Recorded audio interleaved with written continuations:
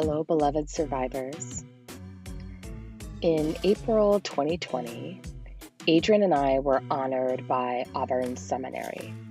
We were selected as recipients of their 2020 Lives of Commitment Award, which celebrates the deep resilience of women leaders who embody moral courage in spaces where injustice threatens hope and human wholeness.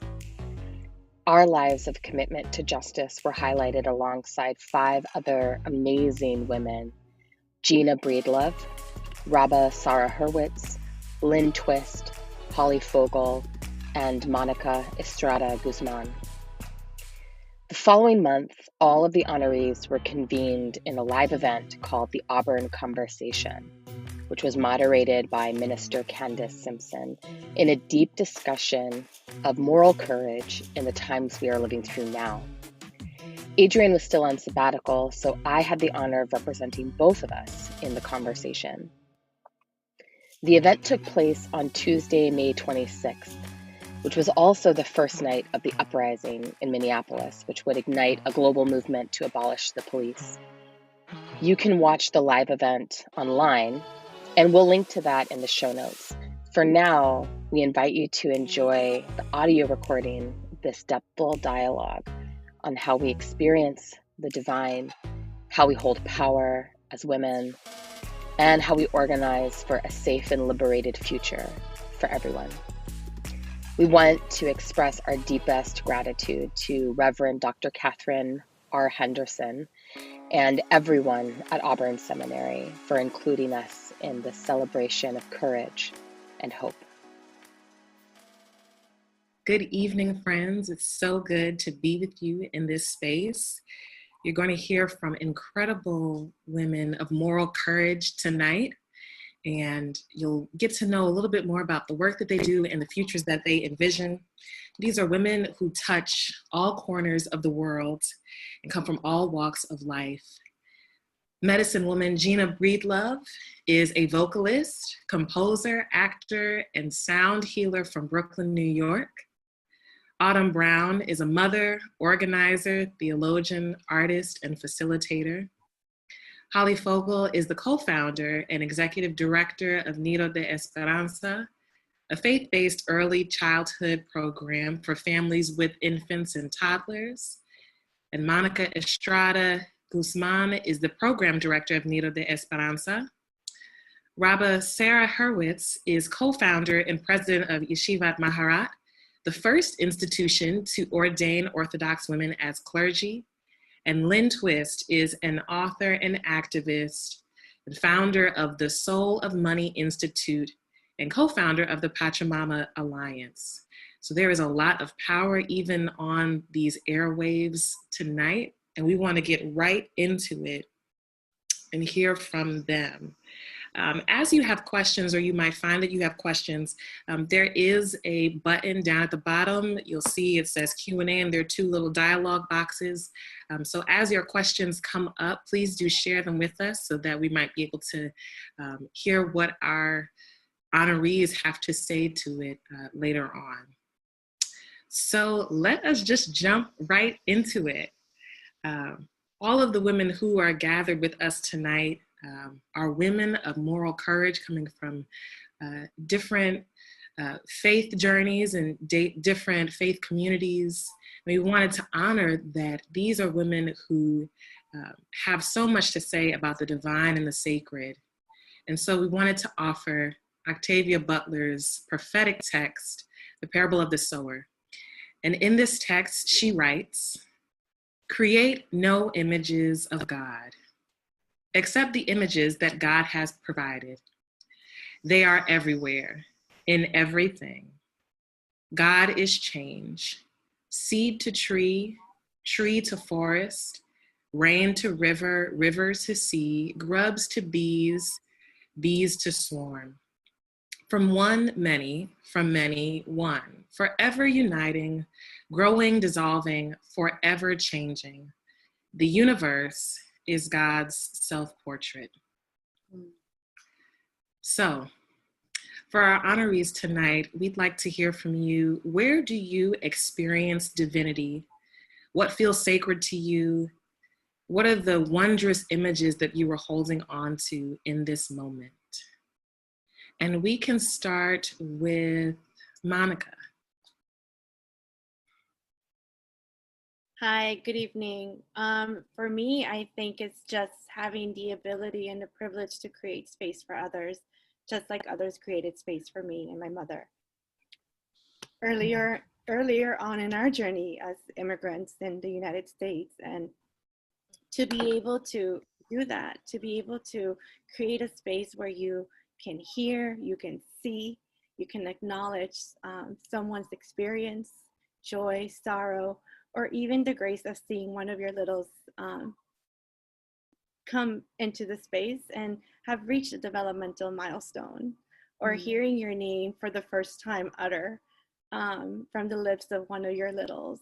I think that's where I find the sacred, and just those small joys that we see in everyday life, and sharing that space and creating space for others. Rapa Sarah, where do you experience the sacred these days? Thank you so much. It's an honor to be here with these powerful women. Thank you. You know, I feel like these days it's a trite answer, but I must give it because this is what's on my heart and mind, where the easy and quick answer is in kindness, but I want to explain a little bit. And so similar to you, Monica. So it's the holiday of Shavuot coming. It's the gathering of the harvest festival. It's summertime, and it's a holiday actually that doesn't have a lot of ritual, but we do read the book of Ruth during the holiday, and there's a question of why do we read the book? What does this book have to do with this holiday? And there's many answers, but one of the traditions is the book is read to put on display kindness, because at the core and center to that book are the multiple uber acts of kindness that every character presents. And for me, that's a animating foundational principle. My kids make fun of me because I tell them it doesn't matter how smart you are, it doesn't matter how good you are at math. What I care about at the end of the day is that you're kind. And I push it so much that I think it's going to be written on my gravestone, because that's what they hear from me over and over again. And I also, it's what I see now at this time of struggle and despair. At the beginning of March, when my community was suddenly in crisis and thinking about how to navigate this new normal of social distancing and loss and disease. And I was amazed to see how my community mobilized. And within minutes, there was a whole connective group of people who set up a WhatsApp group, and to this day continues to shop for people, to get groceries to those who cannot leave their homes. And to me, I see the divine every day in the small and big acts of kindness that occur every single day. Thank you. Gina, how about you? Where are you experiencing the divine these days? I'm in a practice. Hi, everyone. Greetings, family. I'm so grateful to be with you all.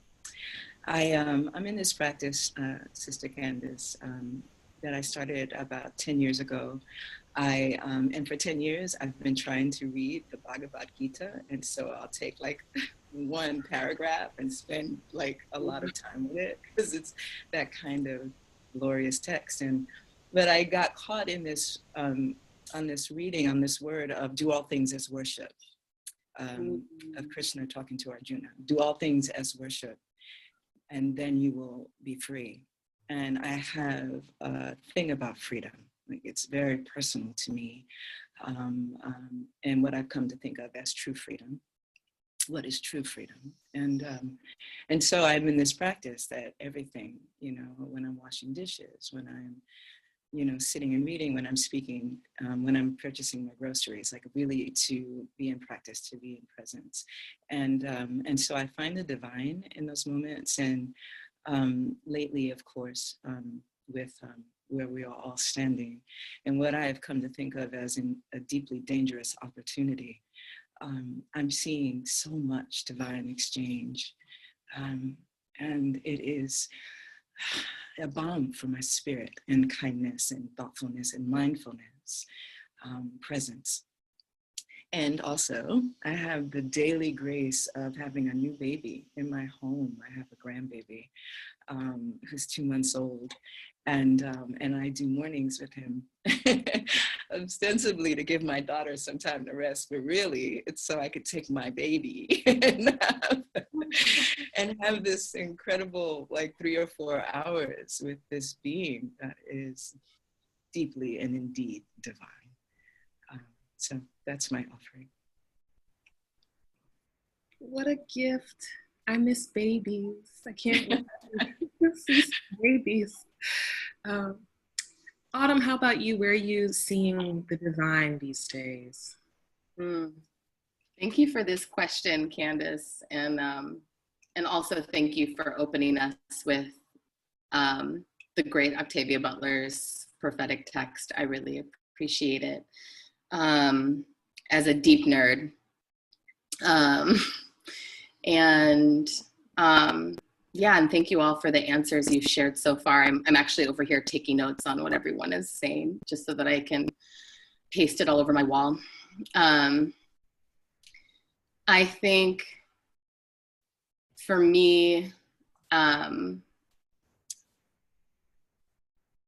divine is most present for me in moments of passing. And so I feel the divine inside of grief.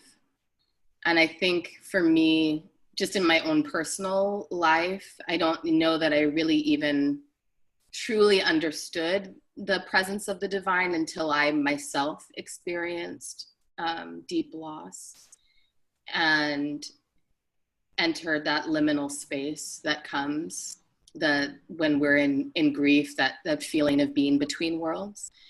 For me, that is where I find it, and then that means that in this time, it feels like it's a part of this heightened energy that's all around us. And today, I feel very filled with that sense. As I shared with my fellow honorees before we went live, I'm calling in here today from South Minneapolis, and just about 14 blocks from where George Floyd was murdered last night by the police. And our city is in deep mourning and in shock and in rage. And in all of that, I believe the divine is present.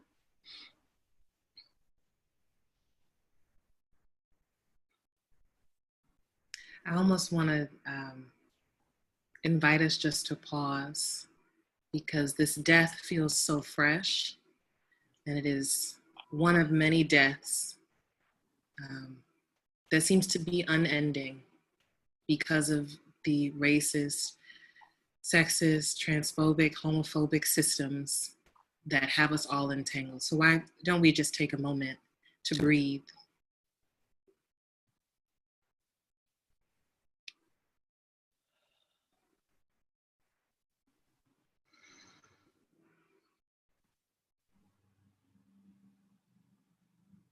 Ashe.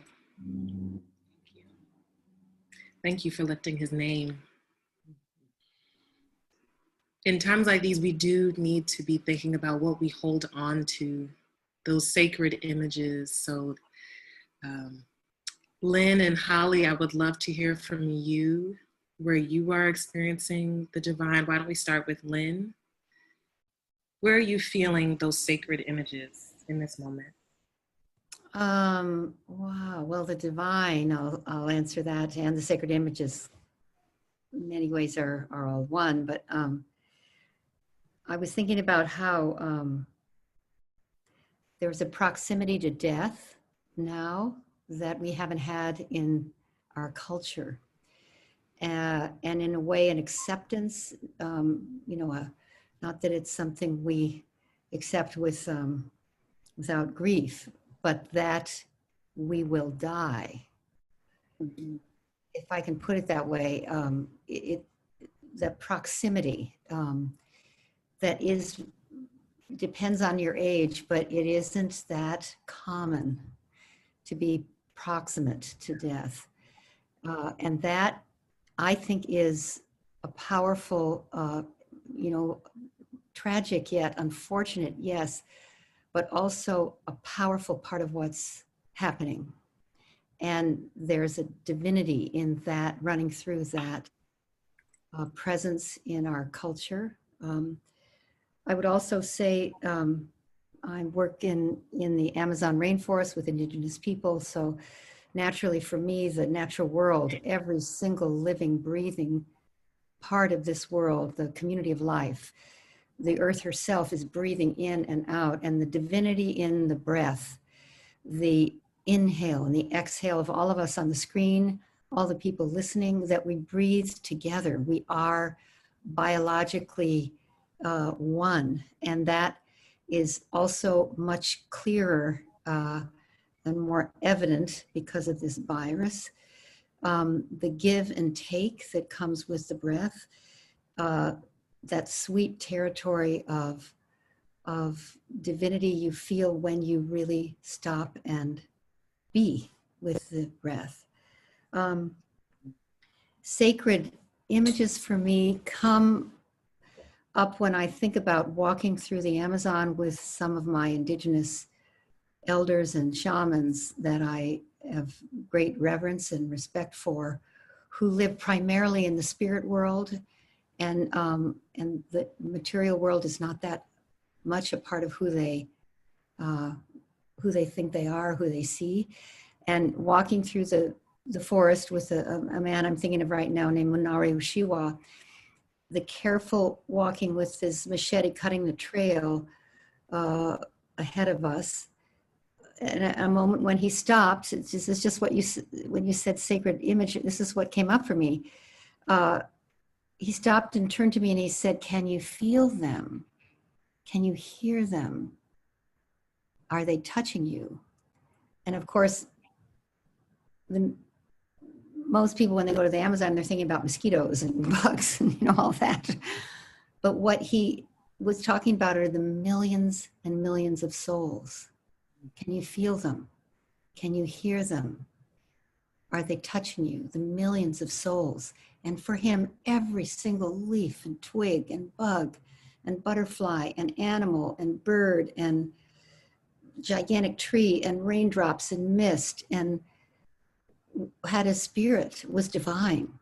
And that experience of the sacred reverence of not just the rainforest, but this world, every single part of it, including my desk, it's made from a tree.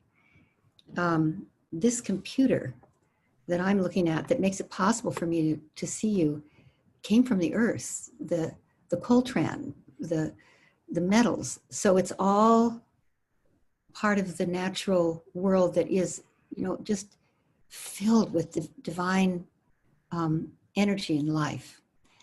And then I must say, I feel the divinity in women, that there's an emergence of women, that this event, this gathering that Auburn has made possible, it's not that men don't have divinity, but there's a surge and experience I'm having of the emergence of women through this special time, that the female archetype in all of us is starting to show itself in the kindness that's been acknowledged, in the compassion, in the grief, it's so palpable now. So I feel the divinity coming through the female archetype, the yin energy, and of course, from women. Thank you. Thank you, Lynn. Holly? And I think just to build, Lynn, on what you were saying, you know, I think the divine for me has always been much easier to find in nature than in a grand cathedral. And I think these days, given that we can't be in a grand cathedral anyway, that's probably good. But, you know, to me, it has been just a simple caterpillar that somehow ends up on a third floor windowsill. And you think, like, how did you get here with those little legs? And what force, you know, brought you to my windowsill on this morning? Or, you know, a little brown bird that has been in the city forever. And all of a sudden I'm paying attention to the feathers and the song. And I think the other thing that I've been thinking a lot about is silhouettes, right? Of a tree in the daytime with the light, there's so much beauty and so much complexity with all those leaves. But as the sun sets behind it, it becomes very simple and still very strong. And I've been thinking a lot about, as people, right? If we could sort of sometime lay aside all the beauty and the complexity of our differences and just think about the simplicity of those silhouettes, because it's really soul to soul. And if we could think about that and see each other just as my soul welcomes your soul and the light in me recognizes the light in you, that we might really be able to create a better world. So that's where I'm feeling the divine these days. Wow. I forgot for maybe 30 seconds that I was the moderator of this conversation, because I'm just so full emotionally. And, you know, as each of you were speaking, I felt, you know, kind of this pull to just run and wave my hand, because certainly we're dancing on some divine frequency tonight. So I'm so thankful for your responses and your thoughtfulness. So we did it the organized way, and now we're going to move into chaos, because why not invite some chaos? So as you feel led, I want you to respond to this question. I won't be prompting you, but when you're ready, you know, just go for the chaos of when the spirit leads you to offer something. You know, Holly, you spoke about building that better world. And one thing that we need in order to build a better world is an honest evaluation of the power and the assets that we have. And we all hold some sort of power. And by virtue of us being in this digital space even, we hold a certain kind of power and access and influence. And so I'd love to hear, as the Spirit leads you, if you could tell us of a time when you used your power for good. The time that you used your power for good. So as the Spirit leads, we'd love to hear from you. I'll jump in because I struggled with this question. And I think one of the reasons why I struggled is I couldn't get past a Spider-Man, Superman image of a superhero with hands on hips and a cape flying. And so often women and myself associate power with a superhero kind of power. And so when I first was thinking about your question, I thought, I don't have power. I'm not a superhero. And that made me think about how we as women and as leaders have to really harness our power, and how important it is to own it and to put it on display to inspire others.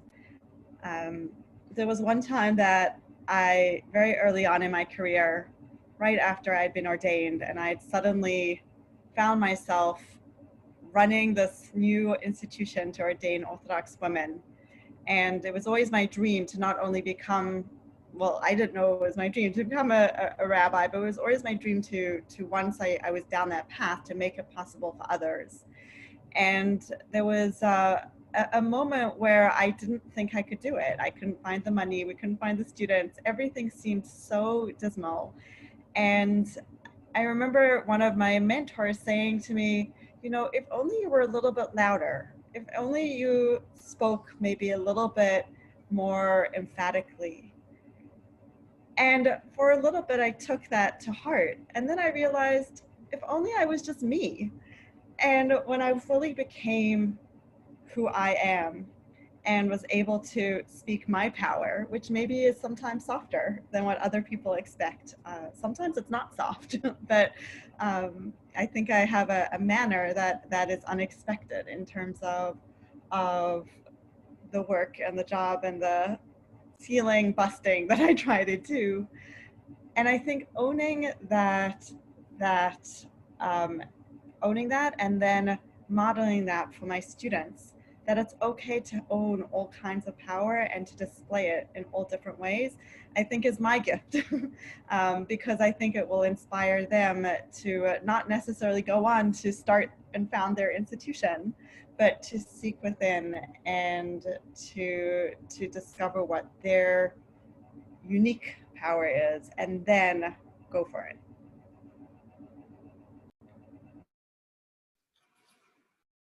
Thank you. The image that came to me as you were speaking was a candle lighting other candles. That's the image that I got. You know, the candle does not get extinguished because it shares its power with someone else. So, and I do have a candle sitting here, so that's probably part of why I'm thinking that way. Thank you, Rabba Sarah. Others, how are you using your powers for good?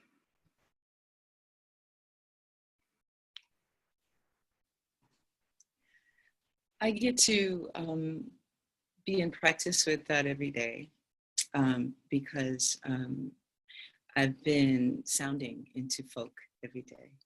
So I've been thinking about breath and what unites us and the interconnectedness of all, joined by breath and sound. So sound is powerful medicine.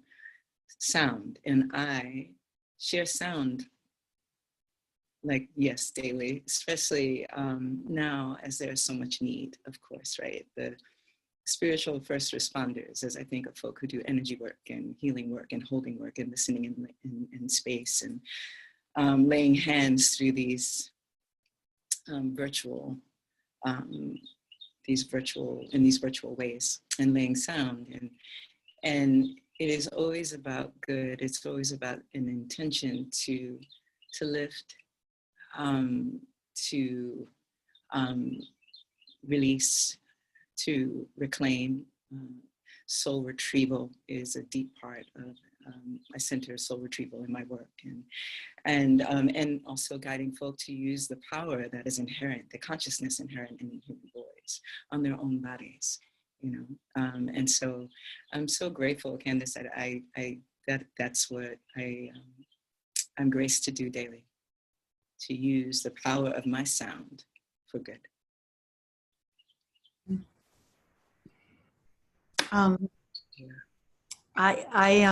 My answer was so obvious. I was embarrassed to share it, but now I think I will. One of my superpowers is fundraising and training fundraisers and moving money away from fear and towards love. And I've been doing it since I was 5 years old. I've raised hundreds and hundreds and hundreds of millions of dollars, probably $1 billion. And I train fundraisers. I've trained 50,000 fundraisers in, you know, like, I don't know how many countries. And I love asking for money. I absolutely love asking for money. A lot of people don't like that, but I love it because I know that for me, there's no higher use of my life than to facilitate the reallocation of the world's financial resources away from fear, overconsumption, weaponry, destruction, war, overconsumption of everything, greed, to facilitate the reallocation of those financial resources away from fear and greed and war and evil and destruction of the environment and each other, and reallocate those same resources towards what we love, the health and well-being of our children, the health and well-being of our communities, the health and well-being of our environment, the health and well-being of all children of all species for all time. So pretty much every day of my life, I have reallocated financial resources. And I think fundraising is holy work. I think it's sacred work. I think it's the center of the bullseye of what we often call nonprofits, but I call them social profits, because what we're generating is a profit, a social profit, which is the most important profit you can generate. And I consider us social prophets, Prophet, generating a social profit for the world. But we can't do that without financial resources. And this is so obvious with this pandemic. Suddenly, the government has trillions of dollars to suddenly find, but not for hunger, 8 months ago, not for the Head Start programs, not for stopping violence against women, not for gun, suddenly we don't have enough for Social Security. We can't afford anything. And then suddenly trillions of dollars is available. And it's just created. We just create it. So we can't, after this pandemic, we can never say we don't have the money, because everybody saw, everybody knows, we just create it. Anyway, it's a little bit of a soapbox there, sorry. But I must say, it's a superpower for me. And I have trained thousands and thousands and thousands of people to let go of their fear of asking for money, so that the work that everybody wants funded has the money that it needs to do its job. So that's my answer to that question. Thank you. As I hear all of you, I was inspired to share and coming like, where does our power come from? And it wouldn't be right to not give homage to those who did. So for me, as my power came from the words my mom and grandmother whisper into my being as a baby. In the existence into my adulthood and teenage of the words that they spoke into me gave me life, gave me truth. And these same words I'm able to use to encourage the same whispers that were whispered into my soul, into my heart, into my being, into my babies, into our babies. And the words of hope, of empowerment, of resilience, I'm able to speak to our families and share that and learn from them and be able to hear their words, their whispers that come into the space to fill our virtual rooms now, and being able to be fueled by them and empowered by them. That's where my power comes from, the words. Wow. I have to jump in here. I'm so excited by all of your superpowers. I think that my superpower is, I'm a very powerful person. I think I have multiple powers, but I think one of my special powers is creating energy fields. And I think I've been able to do this from a really young age, actually, if the stories that my sisters share about me are any indication. But in my work, I have been creating energy fields of transformation when I'm in spaces with others. And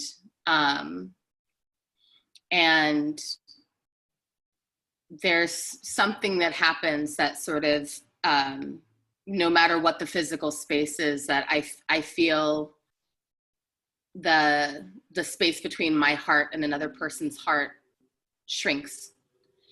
And the way that I've been using that power, especially over the last few years, is to really open white people to transformation, and to a deep transformation in relationship to their understanding of their racial and socioeconomic identity and their role and what is required of white people at this time. And I would say that that is my work. And I think the place that I experienced the most power really in the last year of my life was when I turned that power on myself and had to really actively start creating an energy field of transformation around my own body in order to liberate myself from inside of some very frightening conditions that were happening in my own life. And inside that, I still had to practice love and practice a willingness to take risks and to be loved and love, while also generating this energy field around myself that was transforming me and protecting me at the same time. And I think my ability to do that to myself is perhaps even why I'm able to articulate it now as the thing that I'm doing when I'm doing the work in the rooms with the folks that I'm called to work with. And I think that power has taught me that it is possible to protect ourselves and love ourselves at the same time. And it's possible to protect each other and love each other at the same time. And I think in part because of the way racial capitalism functions on our minds and on society, we tend to think that we can only do one or the other. But I'm increasingly coming to believe that it's possible to do both. Possible and necessary. Thank you, Autumn.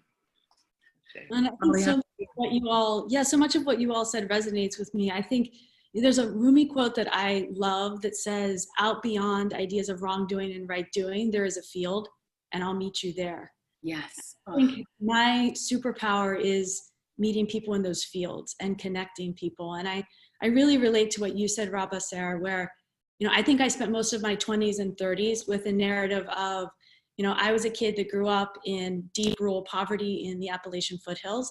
And I was kind of lucky to be in a room. That's how I felt. I was lucky to be in this room. And then I moved into a very male-dominated career. And again, I would often be the only woman in a room and felt like, well, I'm lucky to be in this room, right? And my voice was a very different voice than most in that room. And so I think it's taken me into my 40s to be on a journey of recognizing that I have extraordinary power. I mean, simply being a US citizen grants me extraordinary power.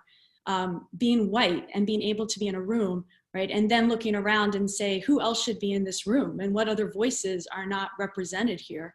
I mean, that's a power that, we need to use more and more as we have access to these rooms, and to widen those doors and widen those windows and widen that conversation so that we all meet in that field somewhere out there and stop finger pointing, right, of the right and the wrong doings, but instead say, let's meet in that field and let's seek truth together as women, as leaders, as souls. Thank you. I want to repeat something that you said, because I think it'll be important for how we move into this next question. And also, it was just so good, Holly, that I want to capture it again. You talked about going from feeling like you were lucky to be in a space to using that awareness to also look around and say, who else should be here? Who else has something to offer?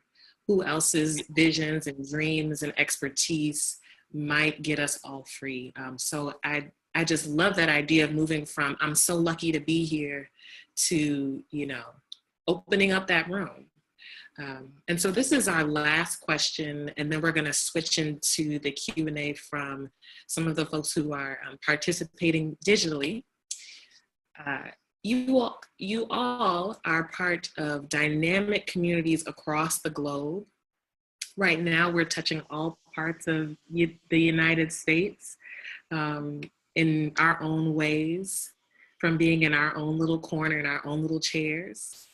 And you've witnessed great beauty and heartbreaking tragedy and everything between and beyond.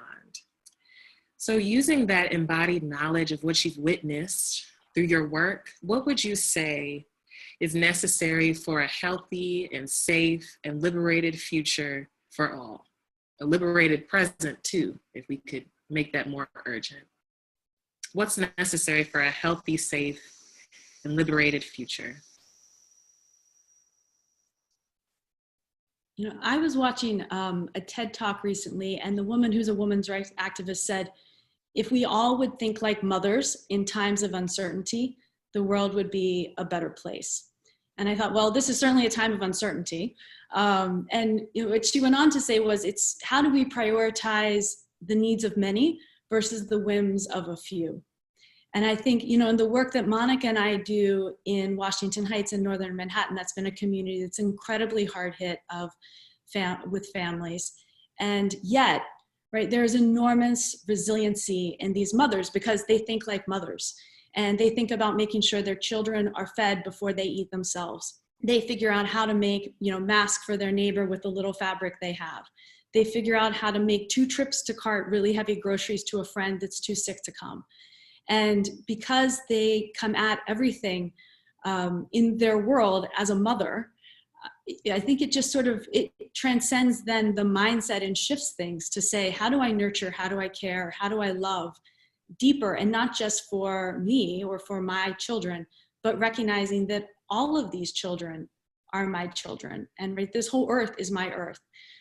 So I would love to see more mother-based decision-making and more female leadership, I think, in that. Because I think intuitively as women, we come at it from a place of prioritizing many, not the needs of a few.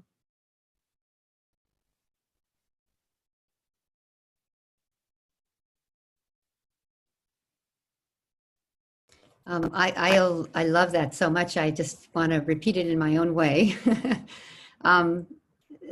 I have a name for this century, the 21st century. I call it the Sophia century, the century when women will take our rightful role in co-equal partnership with men and the world will come into balance. And also a century, this 100-year cycle following the 20th century, which was defined by war and the fear of war for 100 years. That this century being the first 100 years of the 3rd millennium, if you step back pretty far, it's the beginning of the 3rd millennium. You know, we have a little bit of a rocky start here, but the mother, to speak of mothers, is speaking very directly and very powerfully to us in the form of global warming, in the form of climate change, and even I think in the form of the virus. To humble this species called human beings, to find our rightful role in relationship with her and one another. And that mother energy that comes from the natural world, that unbelievable power that comes from love, even gravity. You know, when I'm trying to walk up a steep hill here in San Francisco, I realize, oh, it's gravity. It's the mother's love for me. She wants to keep me close. You know, if we think of it as love, and, you know, love is always the way through. I think everyone knows that, but then how do we implement that? And there's a couple things that I think are really showing up in this space now where we're listening more deeply, we're quieter, we're as I said before, so much is being revealed. And there's a new economic model that's very feminine that I think could be such a powerful next evolutionary leap for our culture. You probably know about it, called Donut Economics by Carol Raworth. And it's based on feminine principles of female archetype, caring for one another, limits on what we use from the earth, and limits on what we will not let anyone go below this particular level of care, of equity, of food justice, of gender equality, of racial equality, that there's an inner circle, no one can go below that, and then the outer circle is the limits of how much we can take from the earth and how we need to live together. And it's so feminine, an economic model that's feminine, which is ecology, economics. They are related. That word eco comes from home. And who tends the home? Both the economy and the ecology better than anyone, the mother. In the form of men and women, that energy, I think, is where we want to go. And I also would say that in many ways, the pandemic is a pregnancy, a birth canal to the new future that we all can bring forth. As tragic and harmful and much suffering as there is, there's also something being born, and it's painful. So there's something beautiful about what you said, Holly, and it made me think about the mother energy, which we all carry, men and women, but particularly familiar to those of us who are women. Thank you, Lynn. I want to jump in just on this theme. I think it was Arundhati Roy's piece that came out recently talking about the pandemic as a portal. I love birth canal also, just because I love vaginas. And and the transformation of the birth canal. And I think that what that has me thinking about is that there's, in the birth process, there's this unique dance that unfolds between the body of the person who's birthing and the body of the child that's being birthed. And it's like this dance between surrender and agency. And that feels like such a relevant lesson to me in this time, that if we think about the pandemic as a portal that we are all collectively moving through together, that means that we are also in this dance between surrendering to the change that is unfolding and inevitable, while also remaining in our agency, that we are still decision makers in the process, and that the more that we awaken to our power and awaken to our agency, the more likely we survive the portal journey. And as one of the things that we tend to sort of repeat in the field of organizing work that I come from is that it is the people who are on the margins of society, who are already surviving on the margins, who have the solutions that we need, because they're already having to iterate and survive inside of a space that was constructed without them in mind, or actively constructed to get rid of them. And so thinking in that way, to me, it feels like a useful reminder too, that inside our agency, we are very well positioned to lead ourselves through the portal. When we're really in our agency and right relationship with our bodies, minds, and our communities, that we are very well positioned to survive, if we can also surrender the conditions that brought us to the edge of the portal.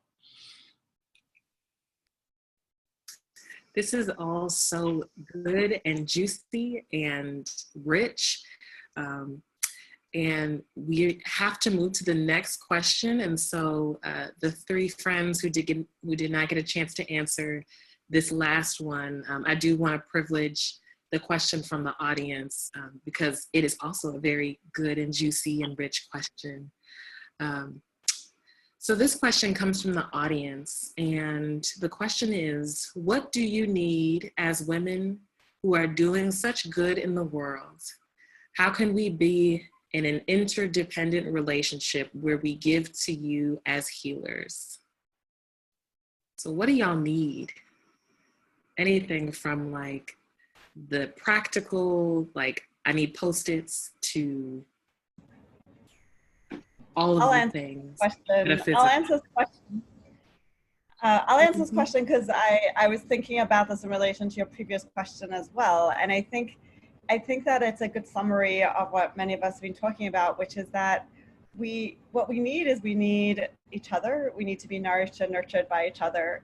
And I premise that on, there's a rabbinic tale, a midrash, about a group of people on a boat, and the boat goes out to sea, and there's a man, obviously it's a man in these parables, who takes out a drill and he starts drilling under his seat. And the passengers look at him shocked and say, "What are you doing?" And the man says, "What's it to you? I'm not planning on drilling under your seat. I'm just drilling under my seat." And I think that that's a wonderful image, because if we all start drilling under our own seat without thinking about others, without understanding how to nourish and nurture others, we're all going to drown. And so what I need, and I think what our world needs in this moment and in general, is a trust and respect, a deep trust and deep respect of others, and a recognition that we're in this world, and we can't drown, and we can't drown each other's boats. We got to throw each other life vests and all sorts of ways to breathe. And there are going to be days where I am down in the dumps and I'm going to rely on somebody else to lift me up, and there's days where I'm going to know that I can lift somebody else up, and that's also going to nourish and and make me feel better. And so put your drills away. Keep the boat afloat. Amen. I am getting so much of what I've been needing from sitting and talking and exchanging and listening to everyone on this panel. It reminds me of the power of reflection, of community. I am a solo practitioner, and I can get a little and also something that Lynn said earlier really spoke to me. Before the arrival of my grandson, I spent a lot of time walking in the world in spirit. You know, I have perfected not running red lights and being able to be in my body. I mean, some real, of course, day to day of being here. And I do spend a lot of time talking, listening. I come out of my sleep talking to spirit. It is my life, and has been my life for a very long time.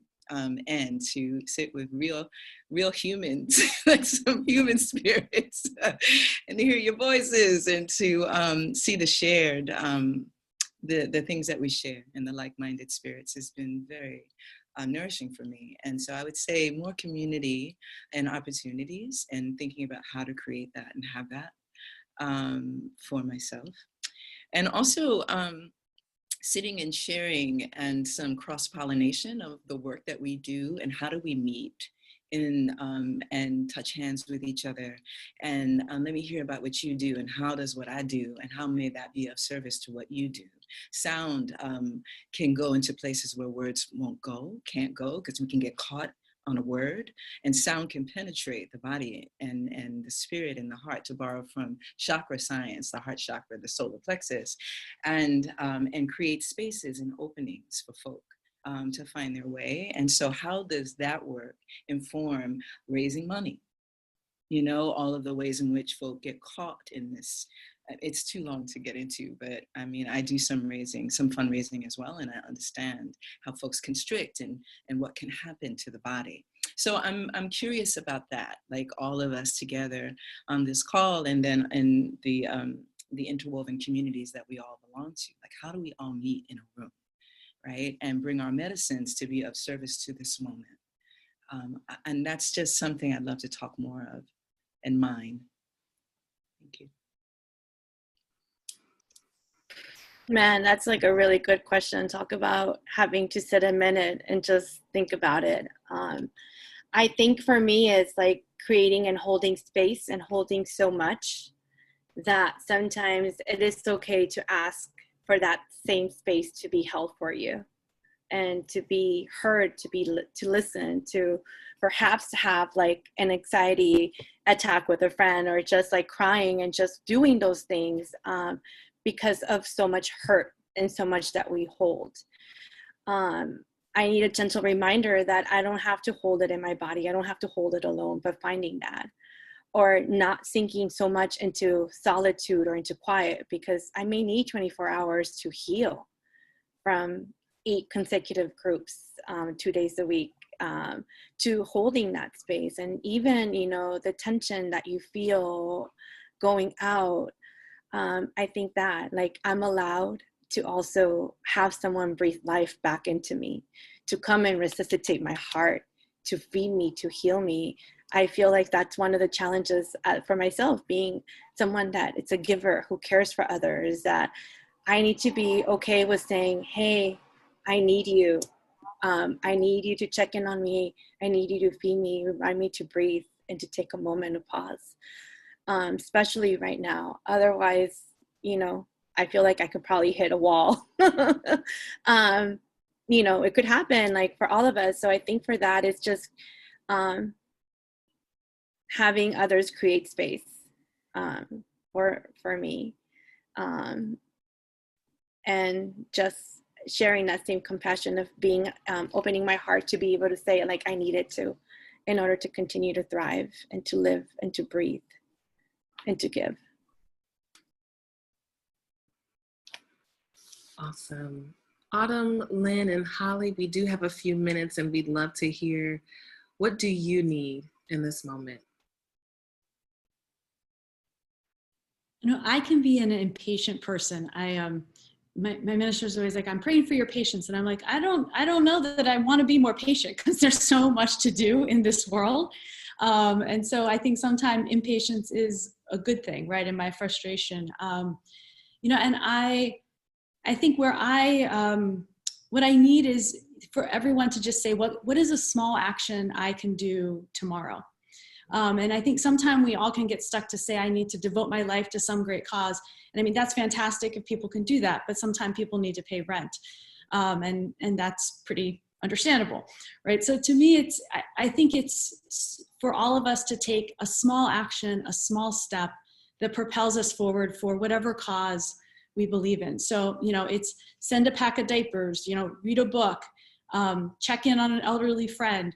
But I think this notion of once we start small actions, it's hard to stop them. And I think that's really powerful.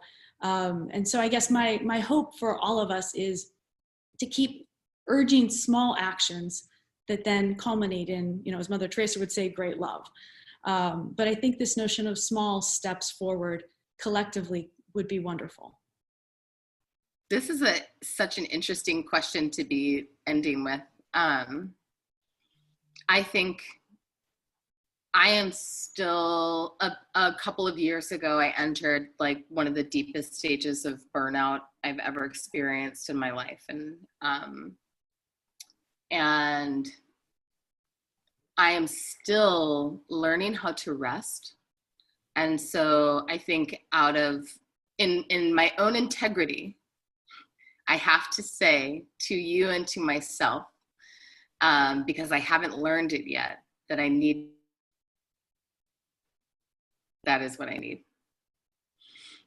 And I need to keep resting. I love that we're ending with this, and I know our time is up, so I'll just say, I think one of the gifts of being what I call a proactivist, which is my way of talking about what I do, an activist for, not against, is to know that I have the power to hospice the death of the old structures and systems that no longer serve us, and the power to midwife the new structures and systems that can, and to keep in touch with that generative source. For me, I've been burned out many a time, but I always know that the burnout is really because I'm disconnected from source in my world. When I'm connected to source, I can do almost anything, and if I stay clear. So to stay connected with source, to stay connected to God, knowing that it's not me, that I'm an instrument of something greater than I can ever understand, and to play that hospice midwife role wherever I can when I see that something's ready to go, not to attack it, but to help it die gracefully and with nobility and dignity. And what wants to be born, to, if I can see it and it's true for me and I can feel it, to midwife that into existence or to be helpful. And both hospicing and midwifery are both acts of witness and love, I would say. So to stay the witness, the instrument, and not think that it is me. Sure. Amen. Thank you, beloveds, for offering what you have. If we have accomplished nothing else tonight, you all have modeled in so many different ways, so many beautiful ways, how to say what you need. And that is such a holy, holy, holy thing that everyone should be able to do, but particularly women who do this kind of work. And so I thank you for modeling this, not just for those who are watching tonight, but also for me. Thank you. I selfishly say thank you for modeling, asking clearly and just with such passion and conviction for what you need. It has been a joy and a delight to share even this digital space with you.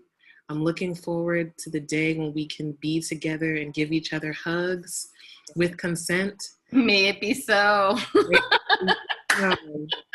Cannot wait. I'm a hugger, so this is like, I almost want to hug my computer in this moment.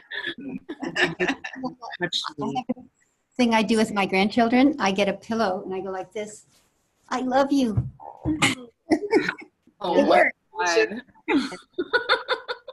Thank Yeah, you so much, I miss hugs too. And I read somewhere that when you hug, your hearts connect. And as human beings, we need like a minimum of 13 hugs to thrive. So that's like how deep that connection is for one another. So 13 hugs a day? Mm-hmm. Damn. I mean, touch starvation is like a real thing. It's a real thing. It's a real thing.